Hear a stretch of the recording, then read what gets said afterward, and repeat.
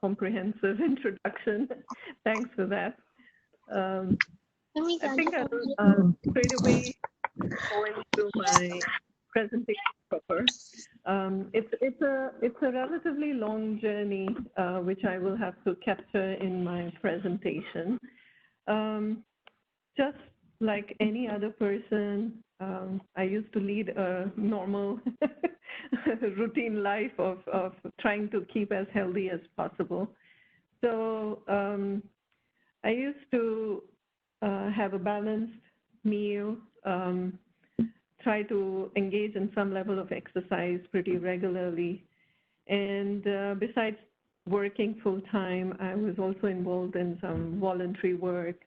And just to touch base a little bit on the personal side, I'm married and I also have 3 children. Of course, they're grown up now, yeah. So, but we are referring to something about 8-9 years ago. So at that time they were young, yeah. So I used to be the executive director for the Foundation of Rotary Clubs, and I had been working full time for 10 years. And that is where my symptoms started. It was in 2009. Our family had gone on a holiday in Europe, and we came back, and surprisingly, certain symptoms started. And the first thing that happened was a very severe headache. And normally we would have headaches around the forehead or the top of the head. But this was very different, where it started from the back of my head, yeah, at the joint of the neck, I would say. And it was extremely excruciating, a very severe headache. And subsequently, over the next 2-3 days, it evolved to dizziness. At times it used to be at night or once or twice during the day where the whole room kind of spins. But again, I was like, maybe it's just some jet lag or something else that is affecting me. And then fatigue started, which kind of became my life partner just about every day. Today I can laugh about it, but it is something that most normal human beings cannot understand. It is like I could be sleeping for 8 or 10 hours and still wake up as if I haven't slept a wink. That's how tired I used to feel in the morning. And imagine going to work in the morning in that kind of a state.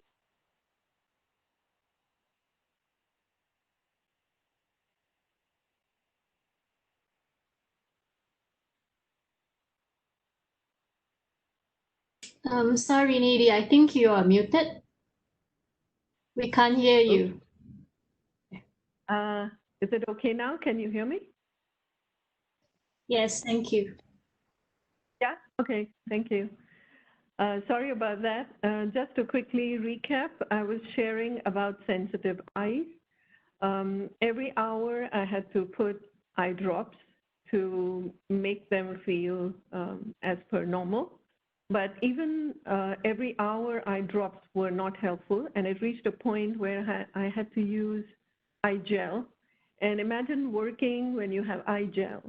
Yeah, every 2 to 3 hours I had to use an eye gel to make it lubricated, but it was extremely difficult. And then slowly it evolved to palpitations, and the very last symptom was diarrhea, which was much later, maybe a year later. So this whole journey of various symptoms happened over more than a year. And in that 1 year, I would say I have seen maybe 9 specialists. ENT was the first because I had dizziness and headache. So I thought maybe something is wrong with my ears, maybe the balance issue or something.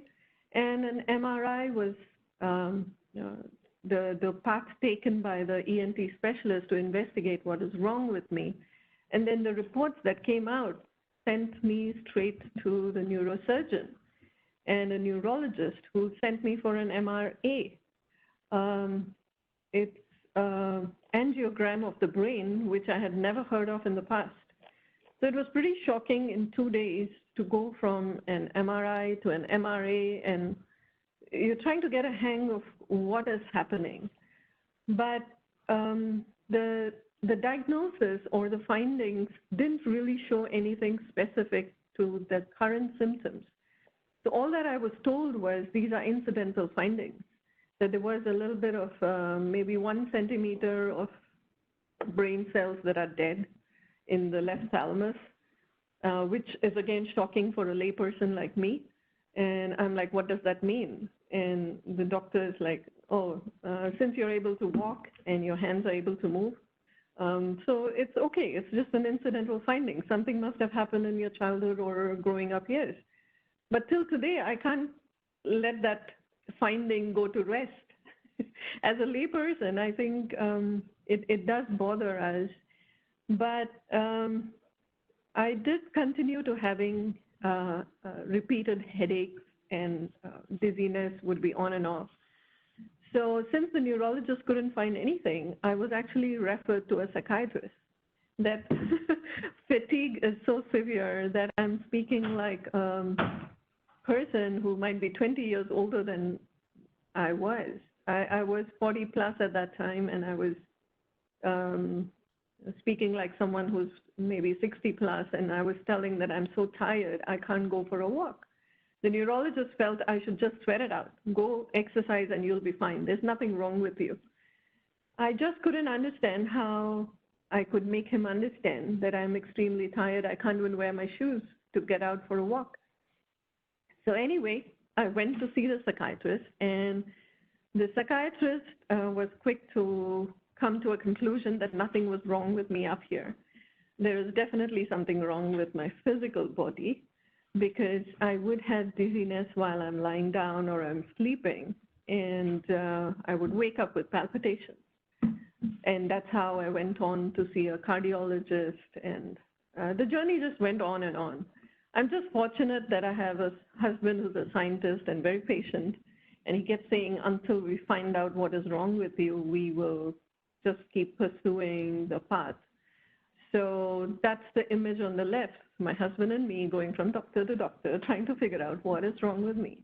And being in Asia, we do look at alternative medicine, yeah. So I did go to TCM, and I did get some very good solution to my dry eyes, which was not being resolved, but through some kind of roots being powdered and put into a capsule. I took it for a month, and till today, my eyes are okay. I don't have an issue. Acupuncture helped me when it comes to aches and pains. I actually signed up for a medical Qigong course and learned how to manage some of the energy that is getting blocked in different places. I also went to India to find out if maybe there is naturopathy or homeopathy which could help me. And I did very diligently follow the steps that were prescribed, which was basically just changing your diet and trying to manage the condition. It helped to some extent, but not 100%. So the journey just continued. Bear with me, because I will also talk about the emotional impact of these symptoms. And that's where I've tried to use a drawing on the right, which shows the chaos. The gray image is my emotions running wild. And I'm trying to stay calm because I have a family and I'm answerable to my children and trying to keep the family together. And it was a very challenging time. So some of the thoughts that went through my mind were, what if I need brain surgery and I'll have to stop work for a very long time? So this is major. And one of the days I also had this very severe headache, and I felt if I step out the door today, I might not return. What will happen to my kids? The youngest was only 6 years old. And because of going and seeing so many specialists, and each specialist would tell me that, yeah, there is something wrong, but not so seriously wrong to say, oh, you have this illness or that illness. So here are some medications to help your symptoms. And because of seeing so many specialists, I also had this feeling that if all these specialists can't identify what's wrong with my body, maybe there will be a day when this strange illness will suddenly mushroom and it'll be too late to treat. It's a bit dramatic, but at that time, that was my feeling, that maybe it's some kind of a terminal illness, and maybe there's only another 3 or 5 years for me to live. Who knows? Nobody knows at that time. And the biggest fear would come out as me crying, not for myself, but mostly for my husband, because I felt that he'd be left alone to look after our home, the 3 children, besides his own work. How will he cope? I was very scared about that. So the journey just went on. And so from 2009 to 2010, all those things were happening. And then 2010 is when I had an episode of food poisoning. Basically, I had just eaten out with my colleagues, came home, and somehow there was a whole lot of vomiting, and I got hospitalized, and then a lot of investigations. Just to cut the long story short, in India, it was a doctor who said, you might have Crohn's disease, and he suggested I go on. But then since my trip was a short trip to India, I came back with the results, and I spoke to the specialist back in Singapore, and I was told you don't just start medication like that. This kind of medication would be for life. So let's monitor you for a while, your ESR, CRP, whatever other markers there are, that let's monitor. And if it is truly Crohn's disease, that's when you start medication. So maybe another 9 months or so went by, and in June 2011, I had a major episode of diarrhea.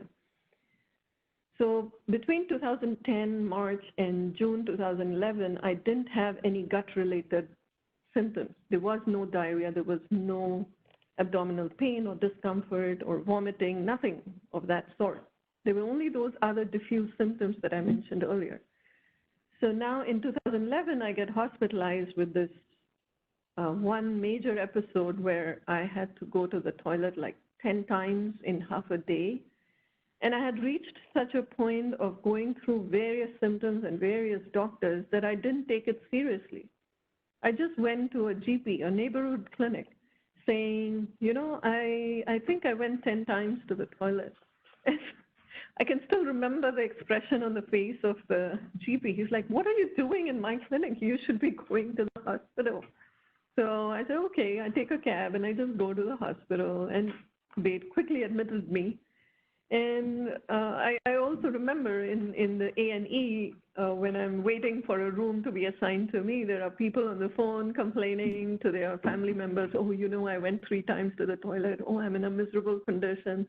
I actually felt like saying, hey, hello, excuse me, here I am with 10 episodes.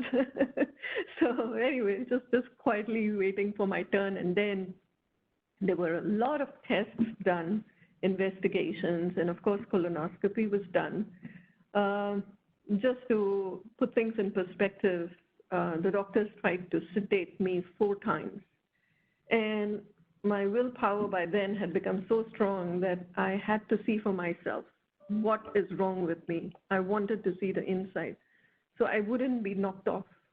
And I just stayed awake and I watched on the monitor, and I was like, okay, these look like mild ulcers. It's okay. So when the doctor told me, okay, it's called Crohn's disease and you have all these ulcers inside, I'm like, okay, whatever. And so I was put on to 6 tablets, which is again in the picture on the side.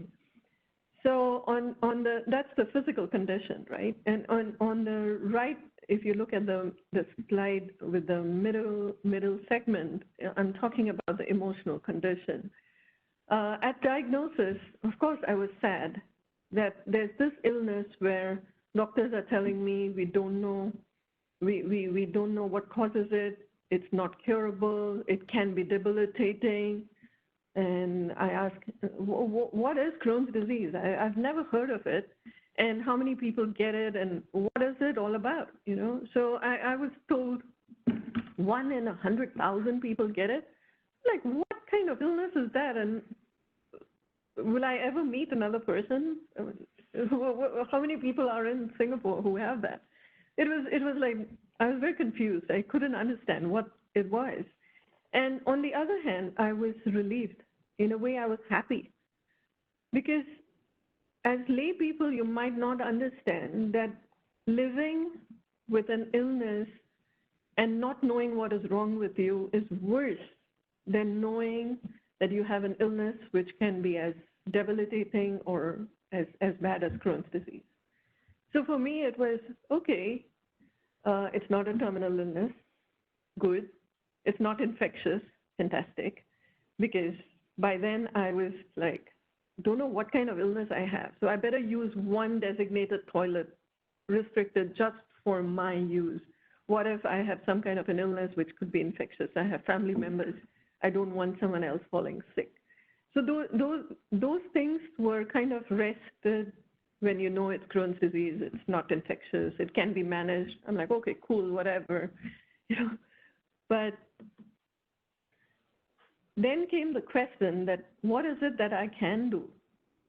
I am trained a little bit in counseling also, so I tapped on that knowledge to kind of get a grip onto the situation.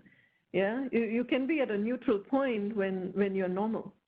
And when there are certain symptoms and signs and disability coming along, you move towards the left of this image on the left, yeah, where that was my journey, that there were signs, there were symptoms, there were very challenging symptoms. So I actually felt I'm going towards premature death. Yeah, but then when I got the diagnosis, I'm pretty happy that, okay, now what can I do? I look at, okay, I need to maybe create some awareness in my family and for myself to understand what this illness is. So education is the path to take, and then maybe I can do something. So basically what it meant was I have two choices, that I can be involved in self-pity, engage in inactivity because I'm tired anyway, and that will definitely lead to deterioration. On the other hand, I could accept it, understand more, and then maybe even help others. That was something became very strong in my mind because I understood that mine is a mild case of Crohn's disease.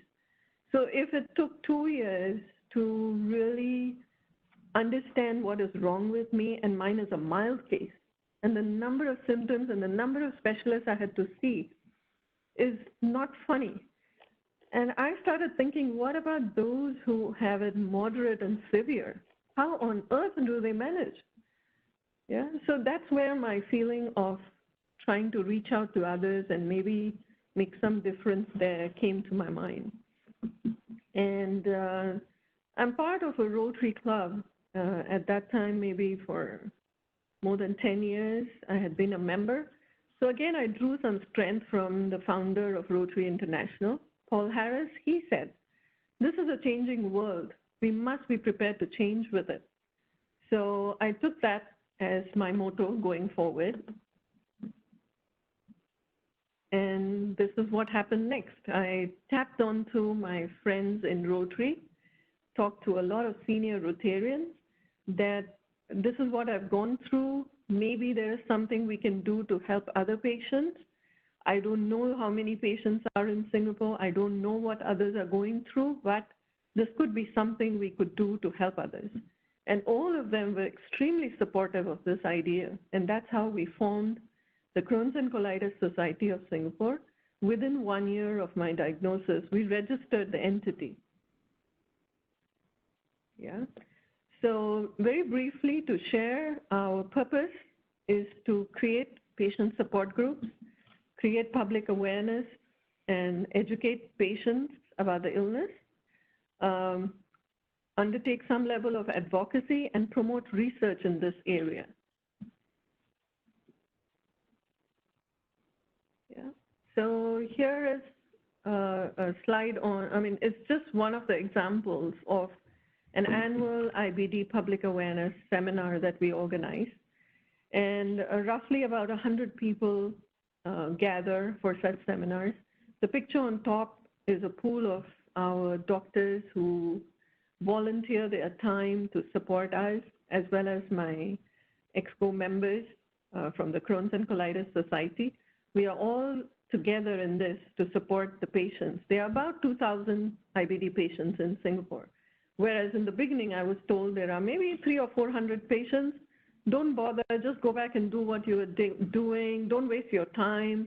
There were all kinds of comments given, but I was kind of hell-bent on doing this, that even if I can help 10 people, this is what I'm going to do for the rest of my life, yeah? So we gather all stakeholders every year. And this is another picture showing a flash mob we had organized a few years ago. And like last year, we did a walk along Orchard Road to create awareness. We gave out little flyers on what IBD is all about in very simple language for lay people to understand. So there was a good support and a good turnout from members and their family members. Our patients, be they children or adults, everyone was there. For public awareness, we also use our website. We have information booklets. There's a WhatsApp group. That is like the backbone of what we do, because if we just organize monthly patient support group meetings, meaning face-to-face meetings, I, for one, realized that if I have a question today, am I prepared to wait for 1 month before I get an answer? I don't think so. And similarly, everyone else, yeah? These days with the internet and Dr. Google being there to give everyone all kinds of answers, I think it's not the best and the healthiest option. And that's why right from the beginning, we created a WhatsApp group, and we monitor it, we moderate it, so that there is some level of peer support and guidance for each other, especially newly diagnosed patients. They're quite lost and don't know who to look for answers. More because our consultations are always 10, 15 minutes long, and in those few minutes, we might or might not remember all our questions.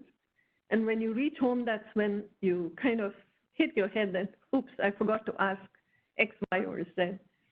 And that's where we always tap on each other's experience and knowledge to get some kind of support.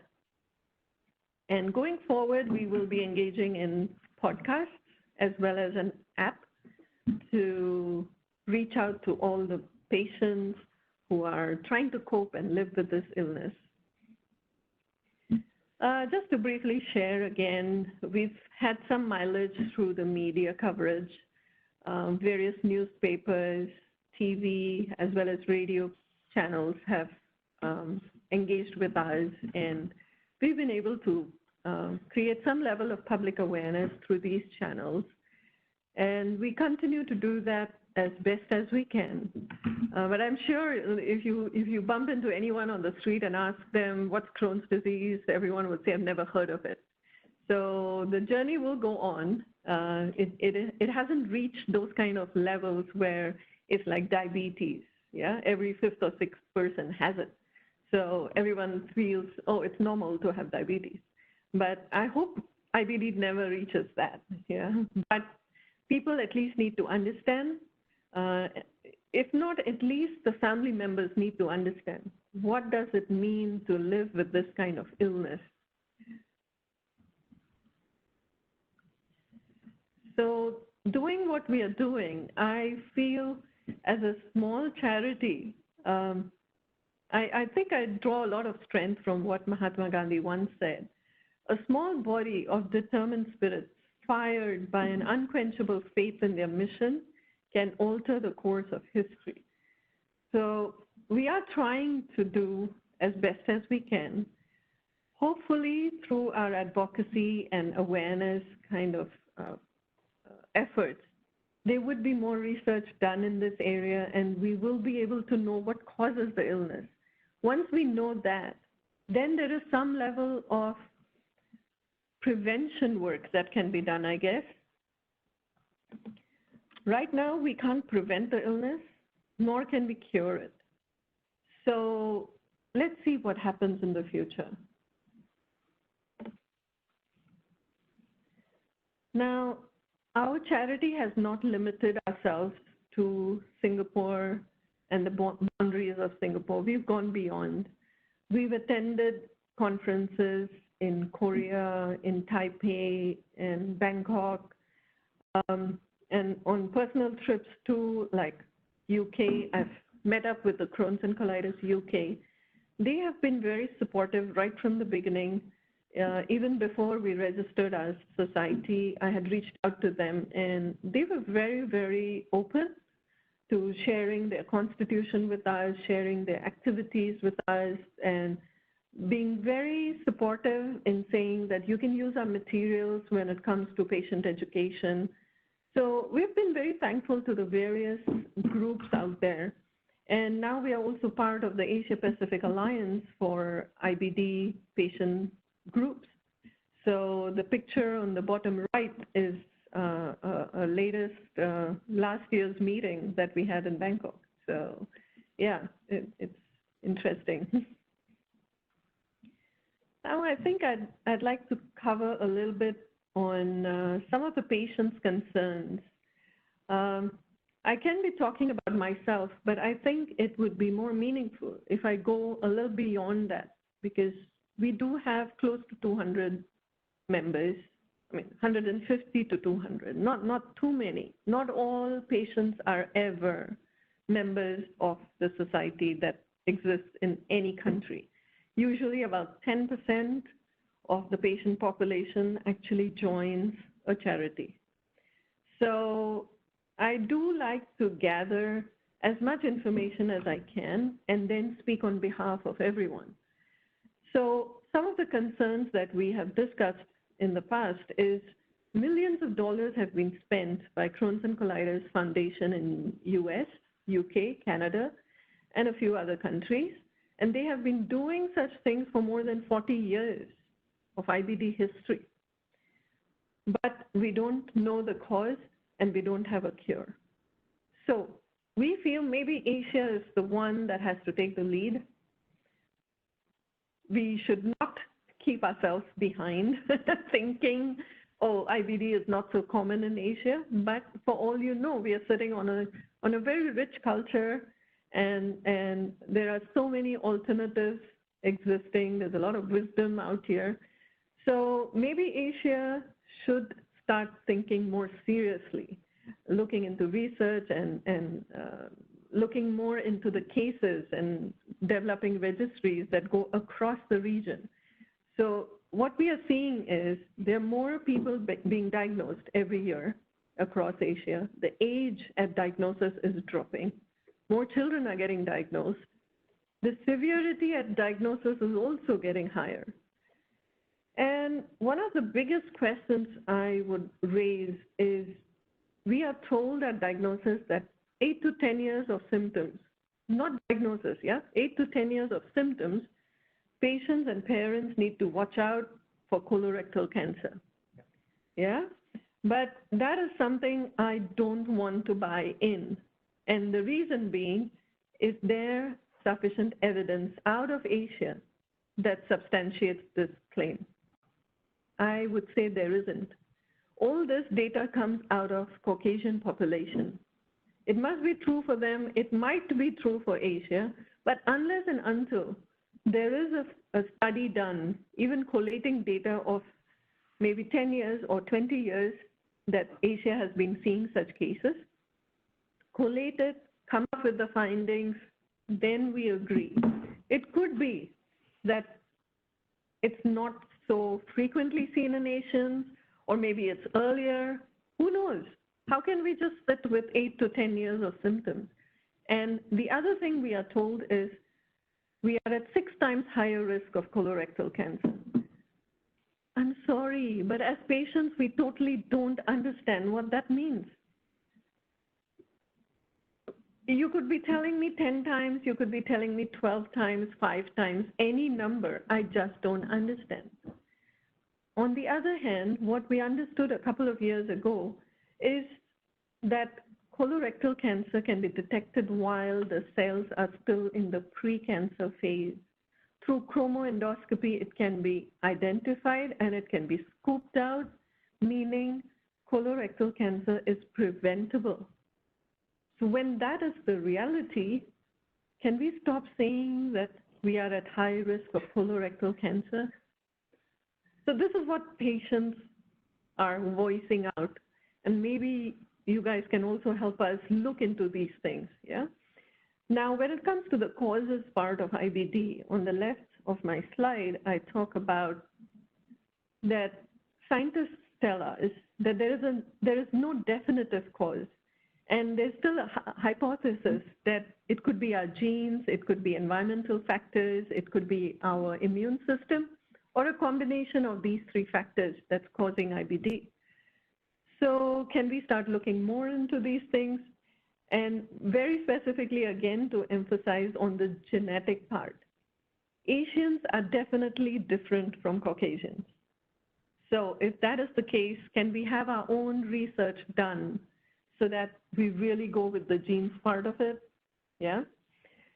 Now, moving on to clinical trials. Again, there are various feedback we get that the clinical trials across Asia are very few and far apart.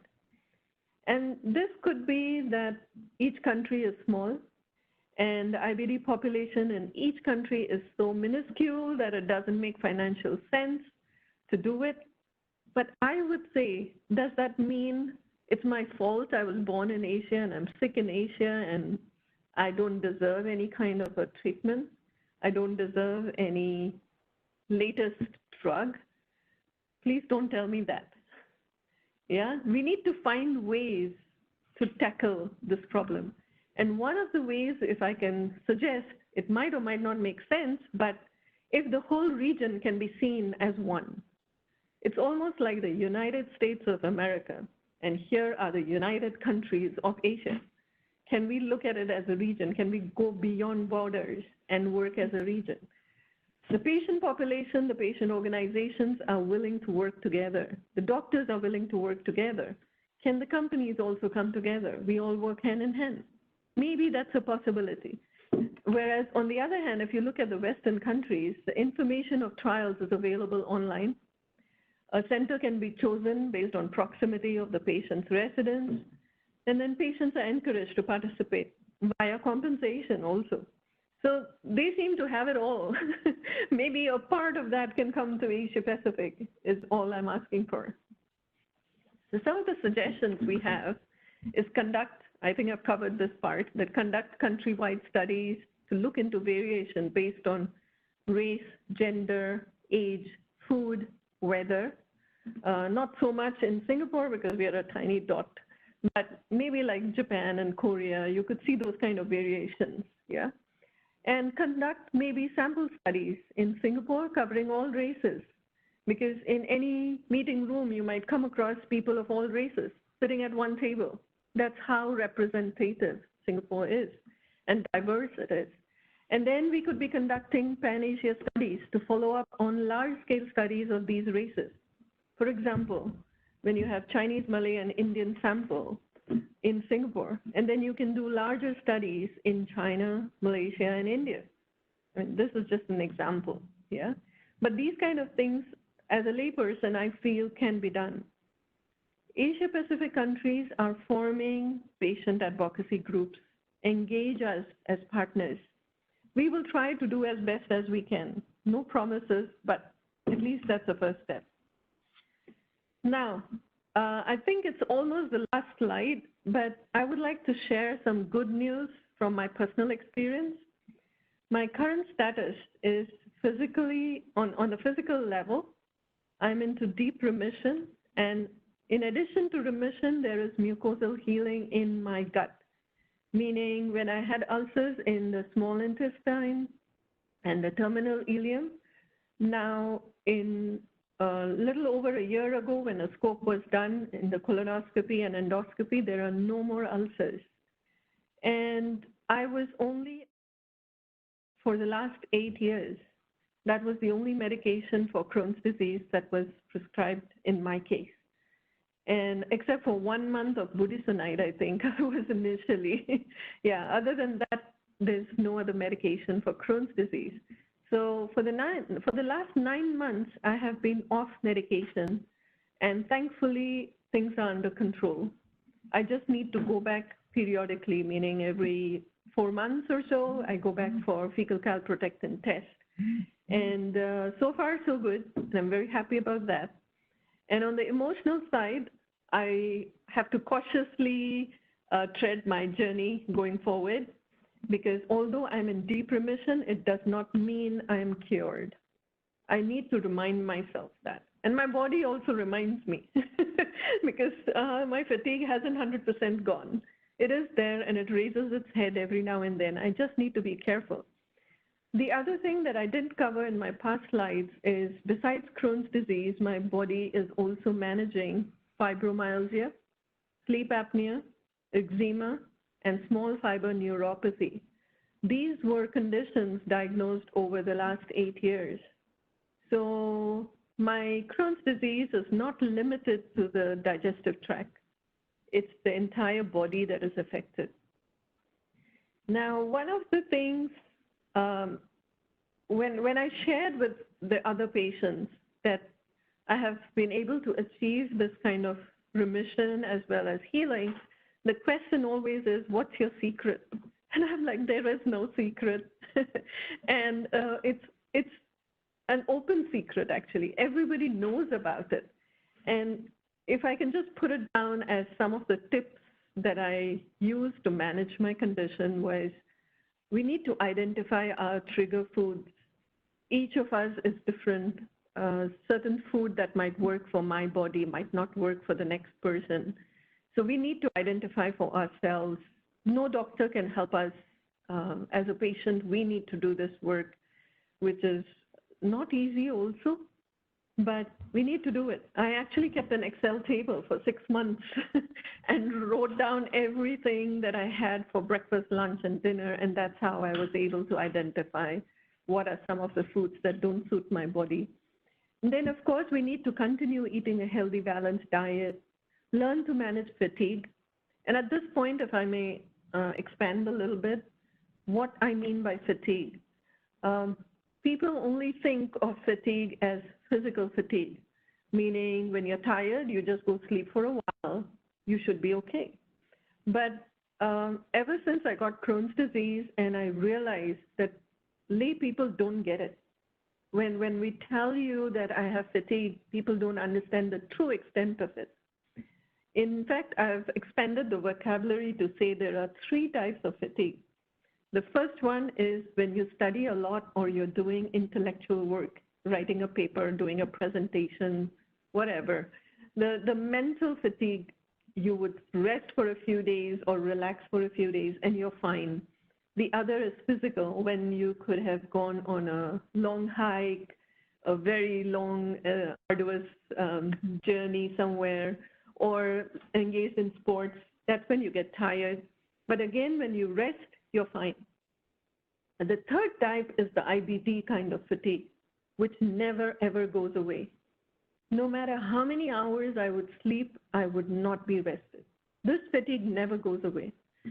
So when I explain like this, somehow people kind of understand that, okay, this is what you mean when you say fatigue. And how come, in the past, if you had been resting, you're not able to recover. So please understand that this is what we mean when we say we are tired, or when children say they are tired. Parents tend to scold them that, oh, maybe you're just trying to avoid school. You are scared of exams, and that's why you're saying you're tired. But this is what the kid is talking about. So some level of exercise and some level of rest actually helps. And staying connected with other IBD patients is a big support. Because everyone else understands what we are going through. Making time for relaxing moments with family and friends is vital. Otherwise, we can easily fall into depression because we are tired and we're not able to do what we were able to do. Yeah. Compliance to medication is one very vital step. And I'm very proud to share that in 8 years, not even 1 dose and 1 tablet did I skip. I'm a very obedient patient. So if my doctor says take 8 tablets, I would take 8 tablets. In fact, I would take 10 tablets that were prescribed all through my 8 years. So that is also important. Following up with doctors, consultations, and schedule appointments, treatments, and tests is also important. So these are my tips that I share with the other patients, and I think that's about all. Yeah, thank you. Yeah. Yeah. Thanks, Alan.